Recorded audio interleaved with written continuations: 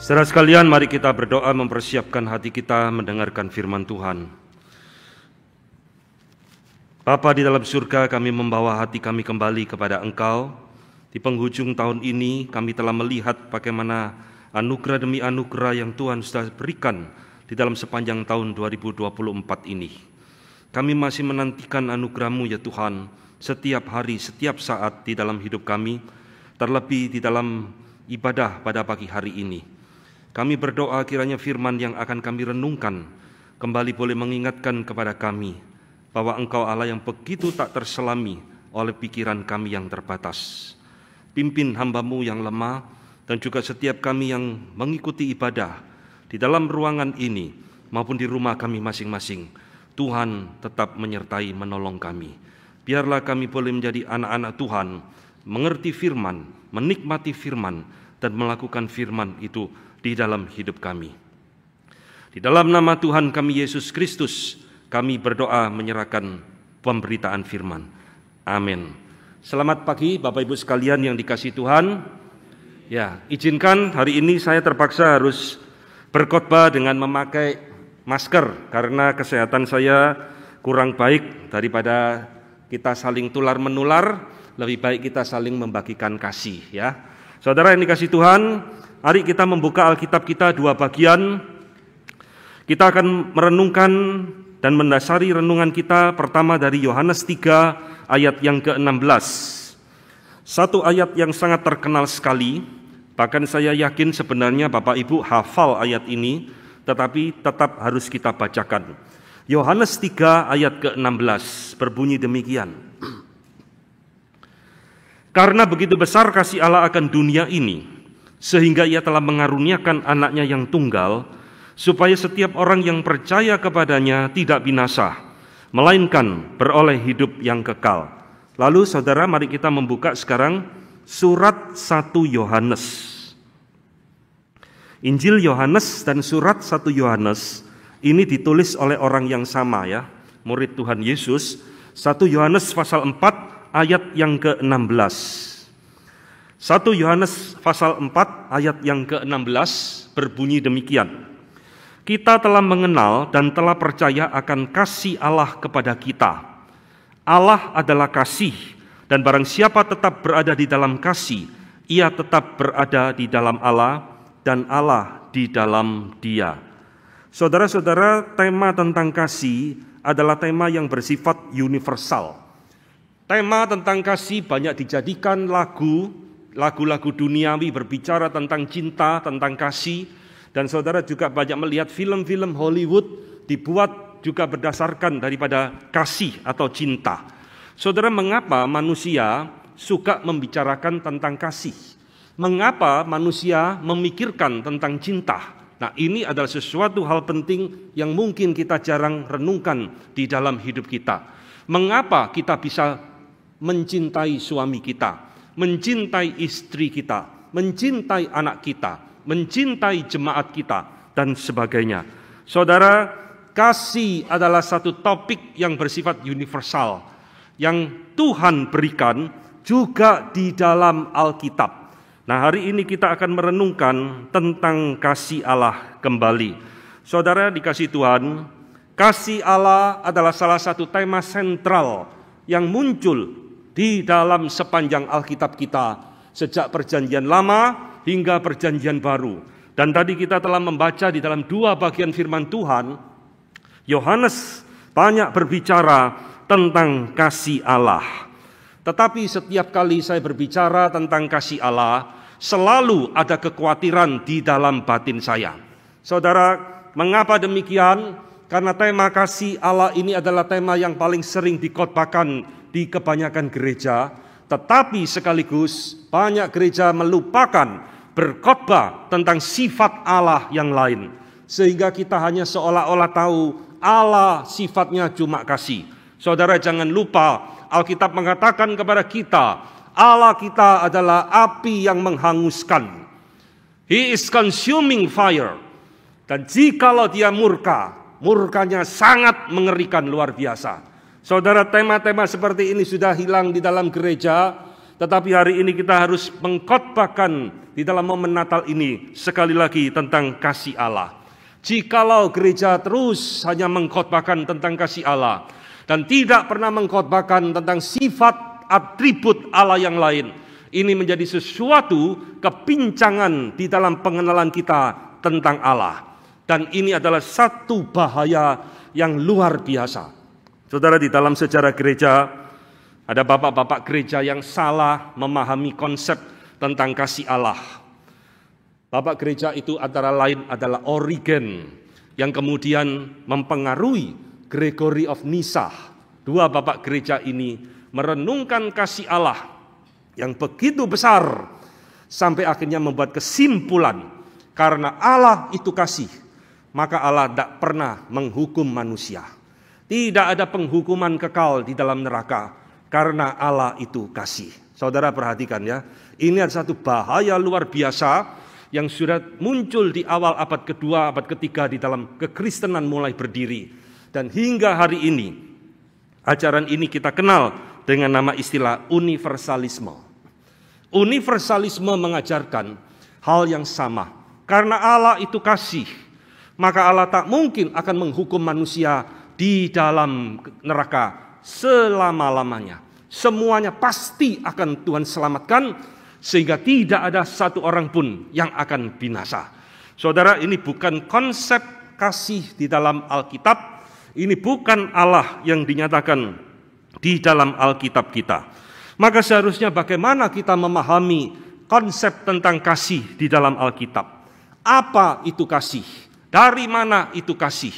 Mengapa Allah kok bisa mengasihi kita? Dan bagaimana kita harus berespon terhadap kasih Allah? Nah saudara, hari ini menurut saya ada satu kesempatan baik bagi kita untuk sama-sama memikirkan ulang apa itu kasih Allah kepada kita. Saudara yang dikasihi Tuhan, dengan apakah kita mengukur kasih Allah di dalam hidup kita? Kalau saudara beli bensin, itu ukurannya pakai liter. Beli 10 liter. Kalau saudara beli kain, itu satuannya meter. Beli kain 3 meter. Tapi kalau saudara mengukur kasih Allah, ukurannya apa? Tidak ada meteran mengukur kasih Allah. Tidak ada timbangan mengukur kasih Allah. Dengan apakah kita mengukur kasih Allah di dalam hidup kita? Saudara-saudara, banyak orang memakai konsep duniawi untuk mengukur cinta Tuhan di dalam hidupnya. Tuhan mengasihi saya kalau saya diberkati. Tuhan mencintai saya kalau pekerjaan saya lancar, sukses. Tuhan mengasihi saya kalau anak-anak sukses sekolahnya, tumbuh baik, tidak jadi anak nakal. Tuhan mengasihi saya kalau segala sesuatunya berjalan normal dan baik dalam hidup saya. Saudara-saudara, itu adalah pengenalan tentang kasih Allah yang terlalu dangkal. Kasih Allah tidak bisa diukur hanya berdasarkan perasaan subjektivitas kita. Kasih Allah tidak bisa diukur hanya kalau itu menyenangkan dan menguntungkan saya. Tetapi saudara lihat, kasih Allah harus diukur dari diri Allah sendiri. Ini yang firman Tuhan katakan. Maka hari ini saya ingin mengingatkan kepada kita semua. Sudah terlalu sering puluhan tahun kita memasuki momen Natal, kita berbicara tentang kasih Allah, kasih Allah, kasih Allah. Tapi kita jarang merenungkan yang terdalam. Apa itu kasih Allah bagi saya? Saudara-saudara, kasih Allah tidak sesederhana yang kita pikirkan. Kasih Allah terlalu kompleks, terlalu rumit. Semakin saya mempersiapkan khotbah memikirkan tentang kasih Allah, semakin saya diyakinkan bahwa sebenarnya kita tidak sanggup menyelami, memikirkan tentang kasih Allah di dalam hidup kita. Saudara yang dikasihi Tuhan, dari mana kita memulai berbicara tentang kasih Allah? Mengapa kita suka dicintai? Mengapa kita suka dikasihi? Dan mengapa kita mau membagi cinta kasih di dalam hidup kita kepada orang lain? Orang sejahat-jahatnya penjahat, saudara, minimal dia cinta anaknya. Orang yang sejahat-jahatnya, minimal dia mencintai keluarganya. Saudara-saudara yang dikasihi Tuhan, kalau kita mau berbicara tentang kasih, maka kita harus kembali kepada Alkitab. Bukan dari film, bukan dari novel, bukan dari lagu-lagu romantis dunia. Semua adalah konsep-konsep kasih yang sudah tercemar oleh dosa. Siapakah pribadi di dalam Alkitab yang paling berotoritas mengajarkan kepada kita apa itu kasih? Dia adalah Yesus Kristus sendiri. Saudara yang dikasihi Tuhan, hari ini saya mengajak saudara kembali kepada fundamental, dasar yang paling mendasar dari teologi kasih yang dinyatakan di dalam Alkitab. Saudara yang dikasihi Tuhan, di dalam 1 Yohanes 4 ayat 16 yang tadi kita baca, di situ Yohanes ada menyelipkan satu kata, kalau saudara perhatikan baik-baik. God is love. Allah itu kasih. Yohanes memberikan 3 atribut tentang Allah. Allah adalah roh. Allah adalah terang. Dan di dalam 1 Yohanes 4 ayat 16, Allah adalah kasih. Apa artinya saudara? Allah adalah kasih. Saudara lihat matahari. Matahari bisa enggak dia tidak bersinar, saudara? Oh bisa Pak, malam hari matahari tidak bersinar. Nah itu jawaban orang konyol, saudara. Matahari di dalam dirinya tidak pernah tidak bersinar. Karena itu adalah hakikat dari matahari yang terus memancarkan sinar sampai dunia kiamat. Maka ketika Yohanes mengatakan Allah adalah kasih, itu artinya Allah tidak mungkin tidak. Dia pasti ada mengeluarkan kasih. Karena kasih itu adalah sesuatu atribut yang melekat di dalam diri Allah, yang tidak bisa dibendung, tidak bisa dibatasi oleh apapun dan siapapun. Allah adalah kasih. Maka saudara, dari mana kita mau berbicara tentang kasih? Jikalau manusia mau mengenal tentang kasih yang sesungguhnya, manusia harus kembali mengerti dari mana kasih itu berasal. Dan Alkitab mengatakan kepada kita, kasih itu berasal dari diri Allah Tritunggal sendiri. Nah, ini adalah prinsip teologi tentang kasih. Saya ingin saudara mengerti iman Kristen yang benar. Jangan cuma kasih hari Valentine, kasih sayang dan sebagainya. Semua itu adalah konsep kasih yang sudah dicemari oleh duniawi dan kedagingan. Saudara, Tuhan Yesus mengajarkan kepada kita satu prinsip penting di dalam Yohanes pasal ke-17. Yohanes 17 adalah doa Tuhan Yesus kepada Allah Bapa yang paling panjang yang pernah dicatat selama dia hidup di dalam dunia. Nanti saudara baca seluruh pasal, itu doa yang sangat indah sekali. Perhatikan di dalam ayat 23 Yohanes 17, Tuhan Yesus berkata kepada Bapa di surga demikian, Aku bersyukur bahwa Engkau mengasihi mereka. Mereka ini siapa? Mereka ini adalah murid-murid Tuhan Yesus. Sama seperti Engkau mengasihi aku. Engkau, Bapa, mengasihi mereka, murid-murid Tuhan Yesus, sama seperti Engkau juga mengasihi aku. Ayat 24 perhatikan. Sebab Engkau telah mengasihi aku sebelum dunia dijadikan.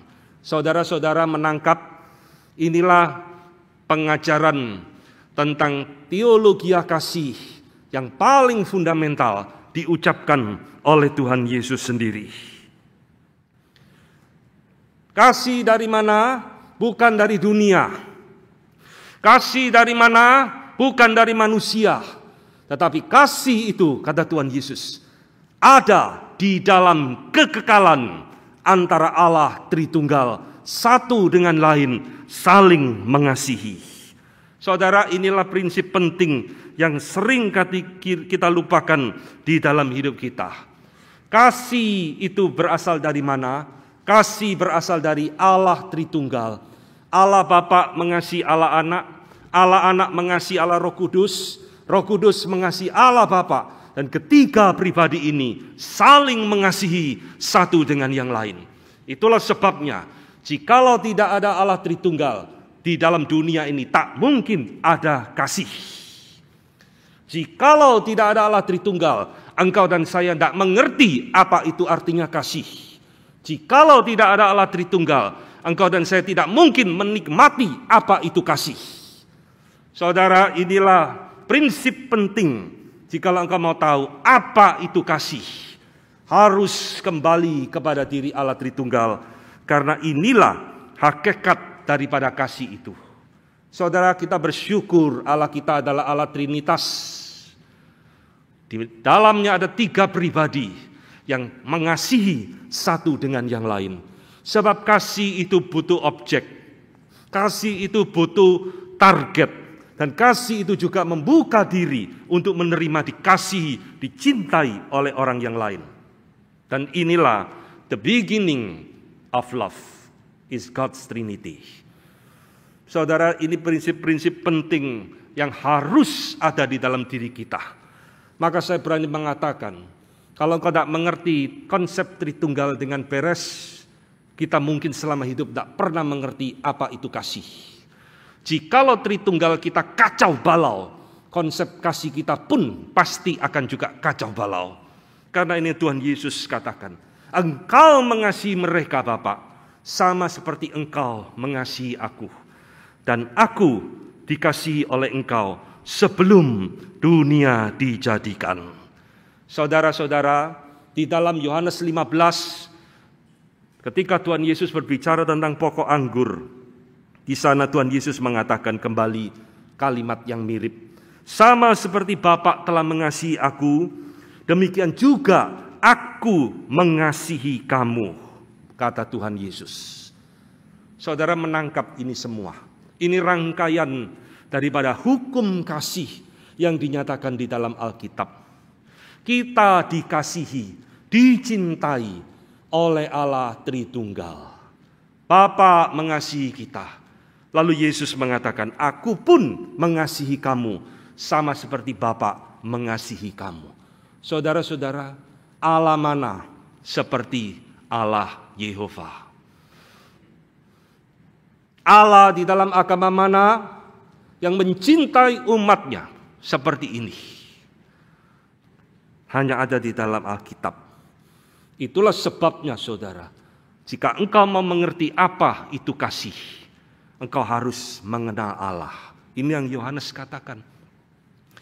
Allah adalah kasih. Dan dia adalah sumber, asal, dan origin daripada kasih yang ada di dalam seluruh jagat semesta ini. Saudara, kita bisa mengasihi karena Allah terlebih dahulu mengasihi kita. Kita bisa mencintai karena Allah mencintai kita terlebih dahulu. Karena kita diciptakan oleh Allah sesuai dengan gambar dan rupa Allah sendiri. Sifat-sifat penting Allah yang Allah merasa diperlukan oleh kita sebagai manusia diberikan kepada kita supaya kita bisa mencerminkan kemuliaan Allah. Ya saudara dikasih Tuhan, kita manusia seringkali lupa saudara bahwa Allah di dalam konsepnya tentang kasih itu adalah Allah yang juga memberikan kepada kita kasih yang paling besar di antara semua ciptaan yang lain. Tuhan menciptakan banyak ciptaan di dalam seluruh alam semesta ini. Kalau saudara membaca kitab Kejadian pasal kedua, saudara baru tahu rumitnya dunia ciptaan oleh Tuhan. Tetapi di antara sekian banyak ciptaan Allah, manusia ada satu-satunya makhluk yang Tuhan paling cintai melebihi yang lainnya. Kalau saya tidak ngomong ini mungkin saudara tidak sadar. Kalau papa tidak ngomong kepada anaknya, papa cinta anak, anaknya seringkali lupa, papanya sangat mencintai. Saudara-saudara, engkau dan saya, ciptaan Allah yang paling banyak menerima cinta kasih Allah di dalam hidup kita, melebihi ciptaan yang lain. termasuk malaikat. Saudara dikasih Tuhan, mengapa bisa demikian? Apa istimewanya kita? Apa hebatnya engkau dan saya, sehingga Tuhan sangat mencintai dan mengasihi kita? Justru hari ini saya ingin menunjukkan kepada saudara, kasih yang Allah berikan kepada kita adalah kasih yang penuh dengan misteri. Kasih Allah adalah kasih yang kompleks, rumit, yang penuh dengan misteri, yang tak mungkin kita bisa selami sampai kapanpun, bahkan sampai di dalam kekekalan. Saudara yang dikasih Tuhan, di dalam Efesus 2 ayat keempat, Paulus berkata, tetapi Allah yang kaya dengan rahmat, oleh karena kasih-Nya yang besar, yang dilimpahkannya kepada kita.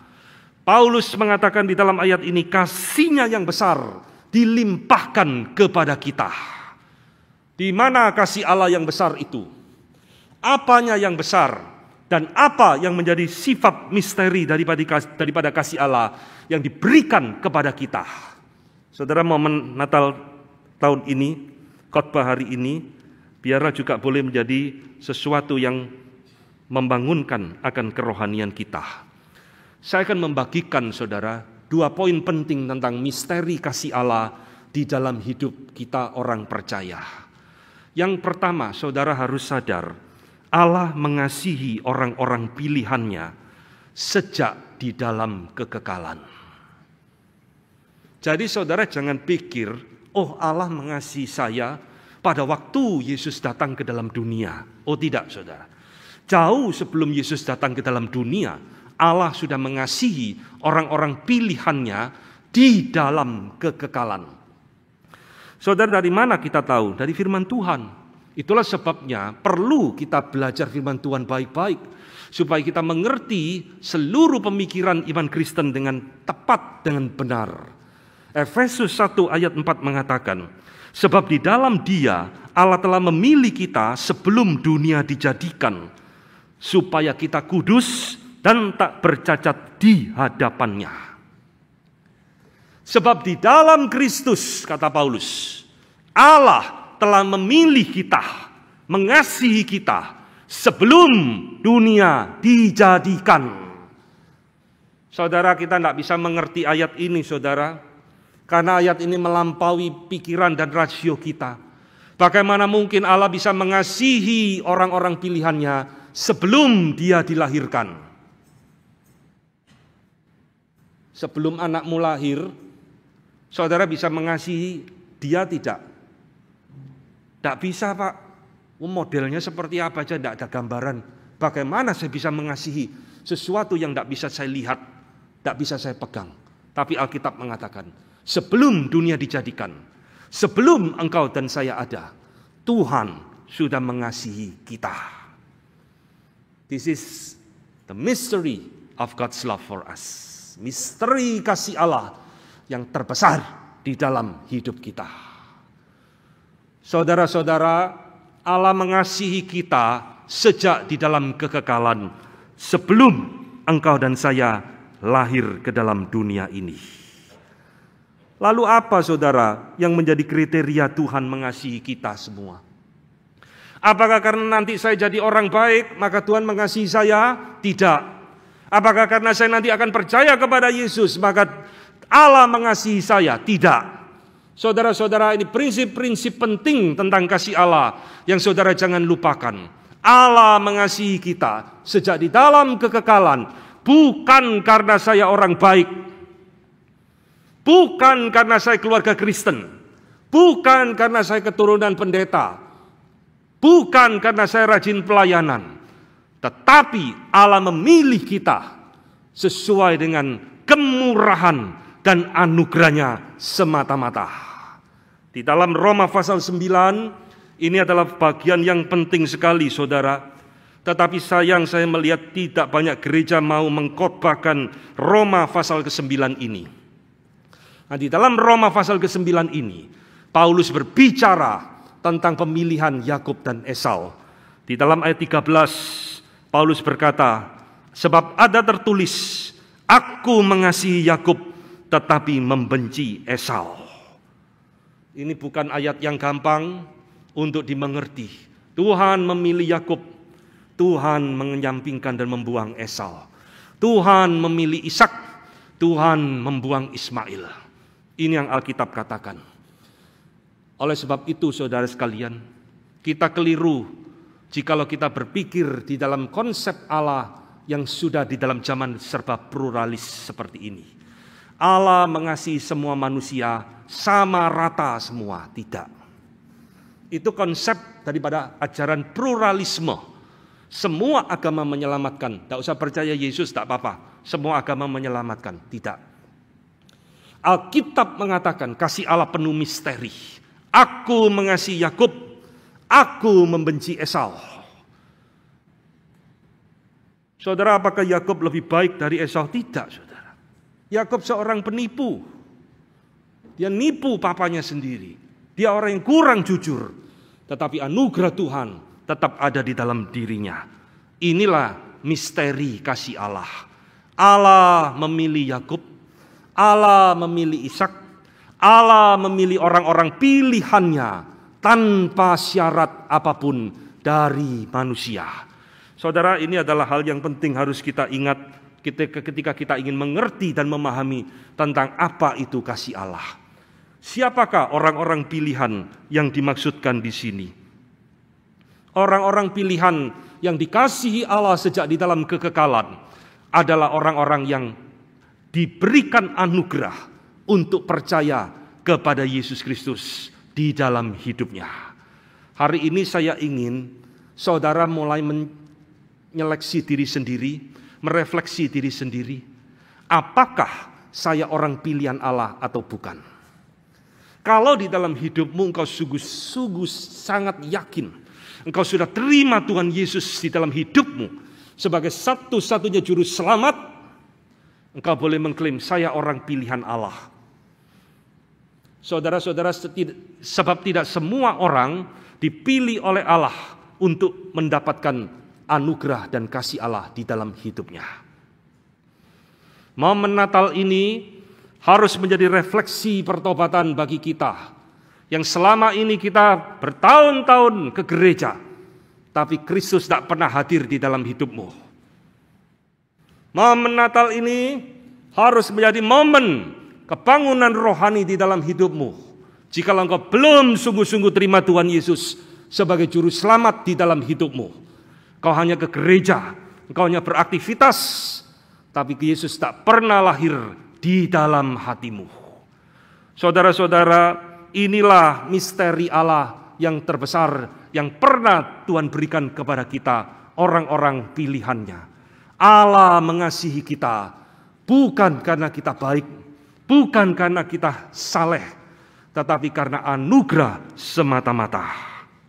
Itulah sebabnya Paulus berkata di dalam Roma 9 ayat 16, jadi hal itu tidak tergantung kepada kehendak orang atau usaha orang, tetapi kepada kemurahan hati Allah.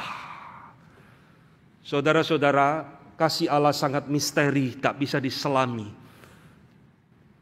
Tetapi Alkitab mengatakan kepada kita, bukan kita yang mengasihi Allah terlebih dahulu, tetapi Allah lah yang telah mengasihi kita. 1 Yohanes 4 ayat 10 yang tadi dibacakan di dalam fotum. Allah mengasihi kita terlebih dahulu. Sejak kapan, Pak? Sejak di dalam kekekalan. Saudara, ini misteri kasih Allah yang jarang kita renungkan, jarang kita pikirkan. Kalau Tuhan mau mengasihi orang-orang pilihannya, tidak tanggung-tanggung, saudara. Bukan pada waktu Yesus lahir, tapi di dalam kekekalan, Dia sudah memilih orang-orang pilihannya untuk dikasihani. Ini misteri luar biasa, bukan? Tetapi misteri daripada kasih Allah tidak berhenti sampai di situ. Saudara-saudara, Alkitab mencatat kepada kita, engkau dan saya adalah manusia-manusia pemberontak di hadapan Allah. Allah mau mengasihi kita, tapi kita menolak kasihnya Tuhan. Di dalam hidup kita pasti pernah mengalami penolakan. Minimal yang laki-laki pernah ditolak pacar. Betul kan? Pada waktu dulu mau pendekatan ditolak, ya sudah. Akhirnya coba lagi kedua, ketiga, sampai akhirnya nemu istrimu sekarang. Saudara-saudara dikasih Tuhan, kita adalah orang-orang yang pernah mengalami penolakan. Dan kita adalah orang berdosa yang juga pernah menolak cinta Tuhan di dalam hidup kita. Kapan saya menolak cintanya Tuhan, Pak? Alkitab mengatakan, di dalam Adam dan melalui Adam. Adam adalah wakil seluruh umat manusia. Wakil seluruh nenek moyang manusia. Pada waktu dia memberontak kepada Allah, dia menolak cinta Allah. Termasuk keturunannya, engkau dan saya terbawa daripada dosa keturunan Adam ini. Itulah sebabnya saudara, manusia siapapun yang lahir di dalam dunia ini selain Tuhan Yesus, dia adalah orang berdosa yang menolak cinta Tuhan di dalam hidupnya. Tidak ada orang lahir di dalam dunia langsung cinta Tuhan. Semua adalah orang-orang yang melawan Allah, menolak cinta Tuhan. Maka saudara lihat, disinilah misteri kasih Allah yang kedua muncul di dalam hidup kita sebagai orang berdosa. Allah tetap mengasihi kita di dalam keberdosaan kita. Saudara-saudara, kalau engkau sudah pernah disakiti orang, kau mau terima lagi dia tidak? Mungkin kalau itu suamimu, istrimu, anakmu, kau masih mau terima. Tapi kalau orang lain sudah menyakiti hatimu, menolak engkau, masihkah engkau mau terima dia? Bergaul akrab, berteman baik, bekerja dagang sama-sama dengan dia lagi? Kemungkinan tidak, bukan? Lihat misteri kasih Allah. Kita yang berdosa, tetap Allah kasihani. Dan Allah mengasihani kita, bukan dengan cara yang main-main.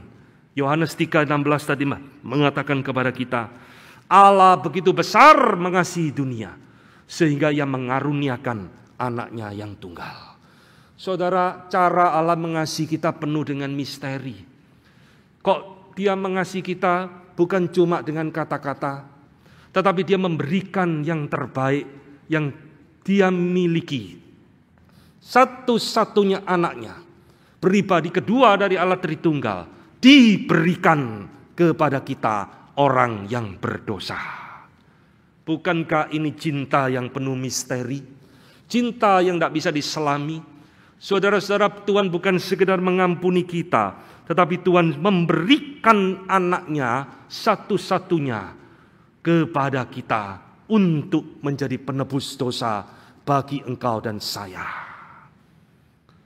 Ini yang tadi Yohanes katakan, bukan kita yang mengasihi Allah, tetapi Allah yang terlebih dahulu mengasihi kita dan memberikan anaknya kepada kita menjadi pendamaian bagi dosa-dosa kita. Semakin kita memikirkan misteri kasih Allah, semakin kita tidak bisa menemukan jawabannya. Saudara-saudara, apa istimewanya sih engkau dan saya, sehingga Tuhan harus memberikan anaknya bagi kita? Kita adalah pemberontak, kita adalah orang-orang berdosa, kita adalah orang-orang najis seperti kain kotor, kata Yesaya. Kita adalah orang-orang yang patut dibinasakan. Tetapi Allah mengasihi orang pilihannya, mengutus Yesus bagi mereka. Saudara, bukan karena kita baik, sekali lagi Tuhan mengutus Yesus bagi kita, bukan. Bukan karena saya rajin pelayanan, maka Yesus diberikan bagi saya, tidak. Lalu mengapa Allah tetap mengasihi kita meskipun kita sudah di dalam dosa? Saudara, jawabannya tidak lain tidak bukan kembali kepada poin pertama yang tadi saya katakan.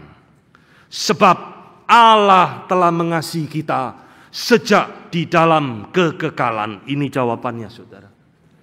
Kasih Allah kepada umat pilihannya di dalam kekekalan adalah kasih yang tidak berubah. Kasih yang kekal. Meskipun manusia sudah jatuh di dalam dosa, Dosa tidak bisa membatalkan akan kasih Tuhan. Justru Allah mengutus anaknya datang ke dalam dunia, mencari kita supaya kita kembali kepada Tuhan. Yeremia 31 ayat 3 dengan jelas mengatakan, Aku mengasihi engkau dengan kasih yang kekal, sebab itu aku akan melanjutkan kasih setiaku kepadamu. Saudara, kita sadar tidak sih? Allah yang mengasihi kita adalah Allah yang memiliki kasih yang kekal bagi orang-orang yang dipilihnya. Yang tidak bisa dibatalkan, tak bisa digugurkan oleh apapun keadaan di dalam dunia ini. Itulah sebabnya Paulus dalam Roma 8 mengatakan, siapakah yang dapat memisahkan kita dari kasih Kristus? Kelaparankah, kematiankah, ketelanjangankah, pedangkah? Tidak ada yang dapat memisahkan kita dari kasih Kristus. Saudara, kita ingin saudara sebagai orang-orang Kristen mengerti, engkau dicintai oleh Allah Tritunggal dengan kasih yang kekal. Kasih yang tidak bersyarat. Bukan karena kita baik Tuhan menyelamatkan kita. Bukan karena kita baik Tuhan memilih kita. Tetapi adalah kasih yang tidak bersyarat. Maka saudara, hari ini kita diingatkan di dalam dua misteri kasih Allah yang terbesar. Dan kita boleh mengatakan, di dalam momen Natal inilah Allah mengekspresikan kasih-Nya yang penuh dengan misteri itu kepada kita. Di dalam Galatia 4 ayat 4, Paulus mengatakan, sesudah tiba waktunya, Allah mengutus anaknya, lahir dari seorang perempuan, dan harus takluk kepada hukum Taurat. Dia adalah Yesus Kristus. Saudara, di dalam momen Natal ini, sadarkah engkau, Allah sangat mengasihi saudara dan saya. Bukan dengan kasih di dalam dunia yang penuh dengan roman picisan. Bukan dengan kasih yang penuh syarat. Tetapi adalah kasih yang tidak bersyarat. Yang Tuhan sudah berikan kepada kita. Sekarang kita harus berespon seperti apa kepada kasih Allah yang penuh misteri ini. Saudara-saudara, untuk apa sih Allah mengasihi kita?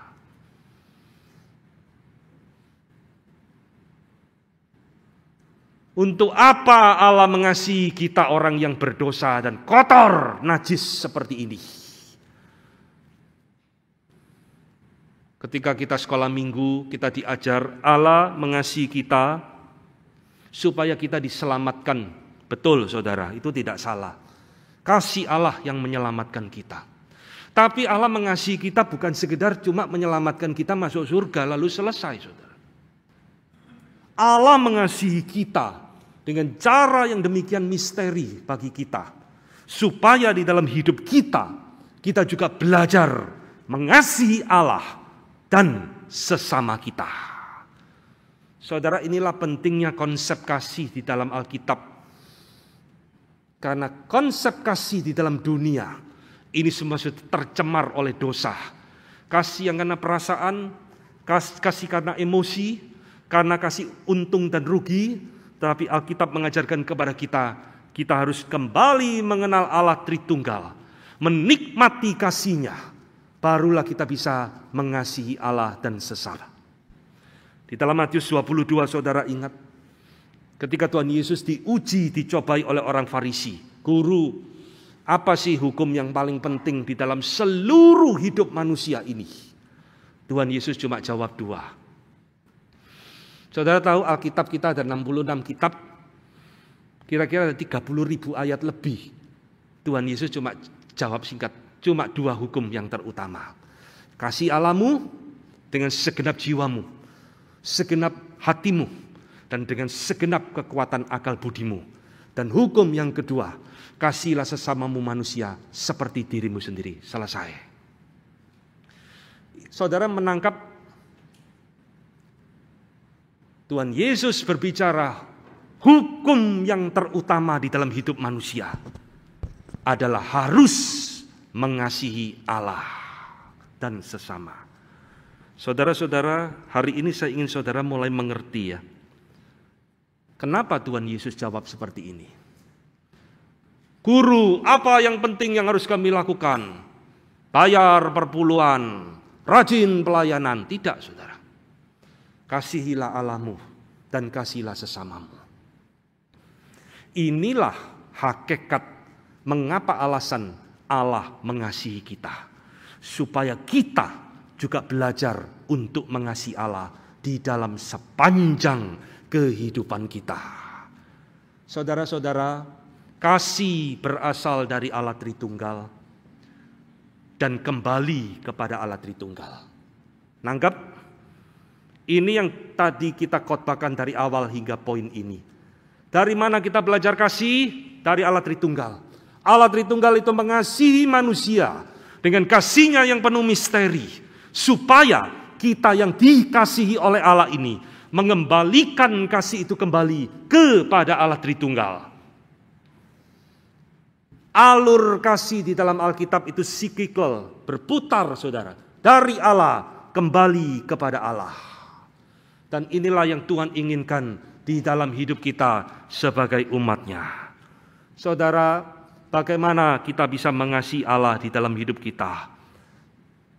Bagaimana kita bisa mengasihi sesama di dalam hidup kita? Kasih kita kepada Allah adalah replika, refleksi dari kasih Allah kepada kita. Kasih kita kepada orang lain juga adalah refleksi daripada apa yang Tuhan sudah kerjakan di dalam hidup kita. Sekarang kita berikan kepada orang lain. Maka hari ini saya akan menutup renungan khotbah kita dengan satu aplikasi bagaimana kita sebagai orang-orang yang sudah ditebus oleh Tuhan, yang sudah menerima kasih Allah yang begitu ajaib besar di dalam hidup kita. Kita belajar untuk mengasihi Allah di dalam hidup kita. Saudara-saudara yang dikasihi Tuhan, William Ames, seorang Puritan, saya pakai pemikirannya untuk menolong kita supaya kita belajar untuk mengasihi Allah. Saudara-saudara yang suka baca buku, silakan baca buku-bukunya orang Puritan, Reform Puritan. Lihat abad ke-16 sampai 17. Kalau saudara membaca buku-bukunya orang Puritan, di situ menemukan kekayaan rohani yang luar biasa. Saudara lihat, di dalam William Ames mengatakan, bagaimana saya bisa mengasihi Tuhan di dalam hidup kita. Dia memberikan 3 aspek penting yang harus ada di dalam hidup orang percaya. Pertama adalah desire for union. Satu keinginan di dalam hidup kita untuk mendekat kepada Tuhan, untuk bersatu dengan Tuhan. Dan dia mengatakan, God our chief end. Tuhan itulah tujuan kita yang terakhir. Saudara-saudara, di dalam hati kita ada enggak sih keinginan seperti ini, saudara? Engkau yang sudah jadi orang Kristen berpuluh-puluh tahun, ya begitu-begitu aja, saudara. Dari tahun ke tahun tidak ada satu keinginan untuk lebih mengenal Allah. Tidak ada keinginan untuk lebih dekat dengan Allah.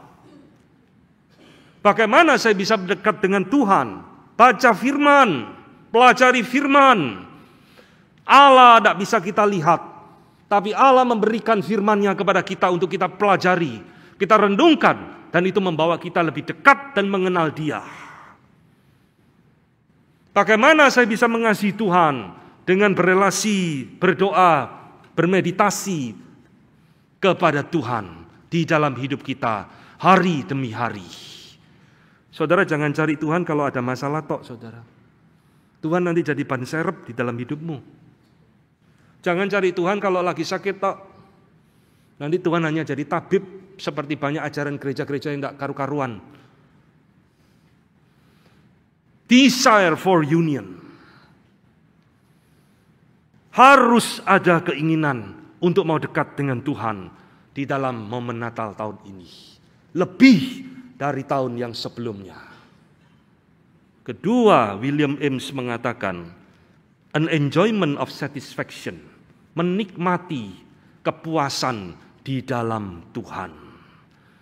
Saudara, apa yang menjadi kepuasan di dalam hidupmu? Kalau Tuhan tidak menjadi kepuasan terutama di dalam hidup saudara, saudara belum mengasihi Dia. Kasihilah Allahmu, kata Tuhan Yesus, dengan segenap hatimu, segenap jiwamu, dan dengan segenap akal budimu. Kalau yang memuaskan kita terus hanya benda-benda materi yang sementara dalam dunia ini, kita belum mengasihi Allah di dalam hidup kita. Kalau yang memuaskan kita hobi kita, perusahaan kita, kesukaan kita, kita belum mengasihi Allah di dalam hidup kita. Itulah sebabnya Bapak Gereja Agustinus mengatakan kalimat terkenal di dalam buku Confession. Tuhan, hatiku selalu gelisah, selalu restless, sampai aku menemukan dan berjumpa dengan Engkau, baru hatiku tenang. Saudara sadar tidak? Engkau dan saya dicipta oleh Tuhan sebagai satu makhluk yang hanya bisa dipuaskan oleh pencipta kita sendiri. Kau mau cari kepuasan apa di dalam hidupmu? Semuanya akan hilang. Semua akan sia-sia. Sebab hanya Tuhan yang bisa memuaskan hidup orang percaya. Itulah sebabnya Daud berkata, Tuhan, Engkaulah warisanku. The Lord is my portion. Engkaulah warisanku yang abadi selama-lamanya. Saudara, adakah ini di dalam hidup kita? Kita mau belajar mengasihi Tuhan yang ketiga, yaitu adalah menjadikan Allah sebagai the mark of goodwill. Tuhan adalah sasaran daripada hidup perjalananku. Apa yang kau cari dalam dunia ini, saudara? Karirmu, jabatanmu, pangkatmu. Suatu saat kau akan pensiun dan tinggalkan itu semua. Tapi berbahagialah orang yang mencari Tuhan di dalam sepanjang kehidupannya. Kita mengasihi Tuhan, kata William Ames, jikalau Tuhan menjadi mark goodwill of my life. Tujuan di dalam hidupku yang aku kejar selama aku hidup dalam dunia. Itulah cara kita mengasihi Dia. Terakhir, saudara dikasih Tuhan, seorang Puritan yang lain bernama Jonathan Edwards mengatakan juga kalimat yang penting bagi kita. Jonathan Edwards adalah orang yang dipakai oleh Tuhan di dalam masa kebangunan Amerika abad ke-17. Dia mengatakan satu kalimat, kita harus mengasihi Tuhan bukan hanya karena berterima kasih kepada berkat-berkat yang kita terima.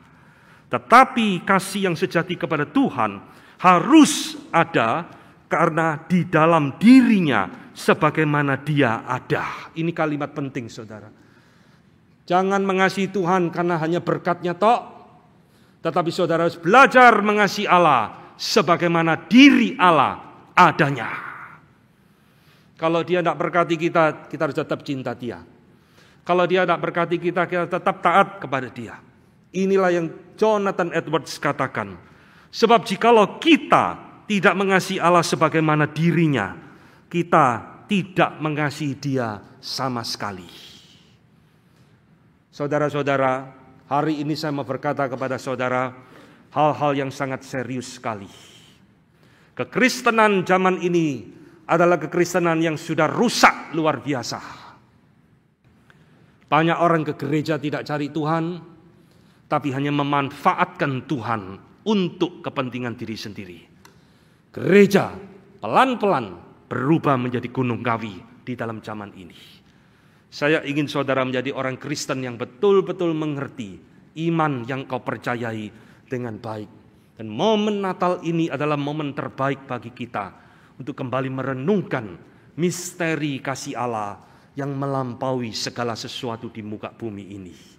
Saudara, kiranya firman Tuhan pada pagi ini boleh membangun akan kerohanianmu, mempersiapkan engkau masuk di dalam momen Natal ini, menikmati kembali kasih Allah yang penuh misteri di dalam hidup kita masing-masing. Amin. Mari kita tunduk kepala, kita berdoa. Saudara, maukah engkau berjanji di hadapan Tuhan untuk belajar mengasihi Allah di dalam sepanjang perjalanan hidupmu? Meskipun hidup ini banyak kesulitan, penuh air mata,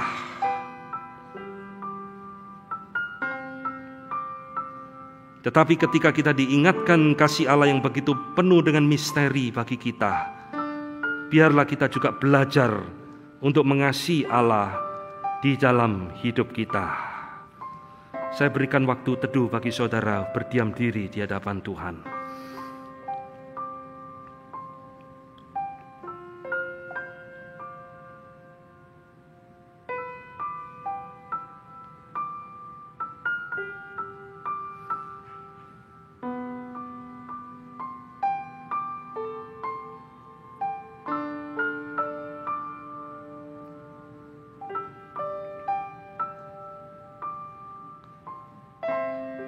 Bapa di dalam surga, terima kasih Kau sudah mengajar kami apa itu arti kasih yang sesungguhnya.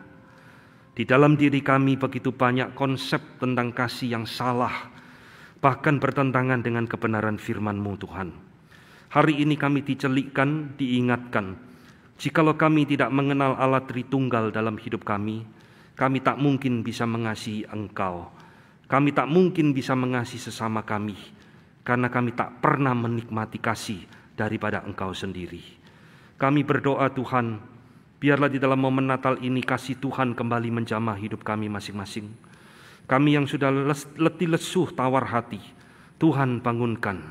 Dan hamba-Mu berdoa mungkin di antara kami ada yang selama ini ke gereja, tapi belum sungguh-sungguh menerima Tuhan Yesus di dalam hidup mereka. Biarlah kasih Tuhan yang penuh dengan misteri itu membuka hati mereka, menjadikan mereka orang-orang pilihan Tuhan di dalam diri mereka. Tuhan, dengar doa kami menyerahkan sisa waktu di tahun ini, biarlah menjadi waktu-waktu kami boleh kembali dekat dengan Tuhan.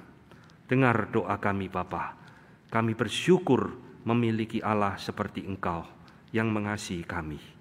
Dalam nama Tuhan kami Yesus Kristus, kami berdoa. Amin. Saudara, mari kita bangkit.